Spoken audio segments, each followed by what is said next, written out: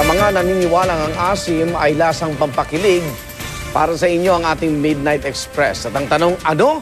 Itong tradisyonal na paraan ng pagpapaasim sa pagkain, pero hindi ginagamitan ng suka. Oo, Yan, at paano Igan, yun? may sinampulang putahe si Mikel Daes na yan mismo ang paraan ng pagluluto. At narito na po ang ating Midnight Express. Sikat sa Southeast Asia ang paggamit ng souring agent sa pagkain para sumarap ito. Dito sa Pilipinas, bukod sa sinigang, paboritong-paborito natin ang kinamatisang talakitok o pangat sa kamatis. Ang daming bagong salita doon para sa akin. So tonight, let's learn on Midnight Express. Igisa ang luya at sibuyas sa kamatis. Saka pakuluan sa sabaw ang talakitok. Pagkatapos timplahan, handa na ang kinamatisang talakitok o pangat sa kamatis. Halimbawa may mga garden gina sa bahay sa inyo, pwede ka magpitas ng kamatis o sibuyas, maluluto mo na siya. Sasarap, talagang Pilipino yung lasa talaga, pang Pilipino.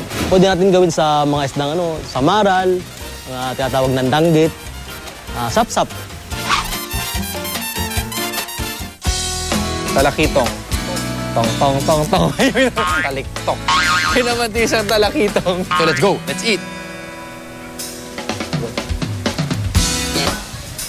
Ang asim nito, mild lang. Tamang-tama lang. At ang pinaka-gusto ko dito, yung fish.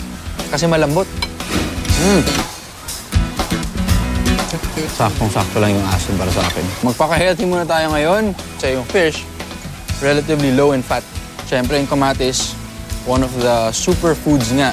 So I don't see ba't hindi siya pwede maging pang-diet. Pinangat para sa mga Tagalog, ito ang isda na pinakuluan o sinigang sa kamatis. Ayon sa matatanda, lumang paraan ito ng pagluluto sa isda para mas tumagal ang ulam. Poor man's dish daw ang kinamatisan o pangat dahil mabilis lang ito gawin at simple lang ang ingredients. Pero masasabi ko sa inyo, from first-hand experience, mayaman na mayaman ito sa sustansya at lasa.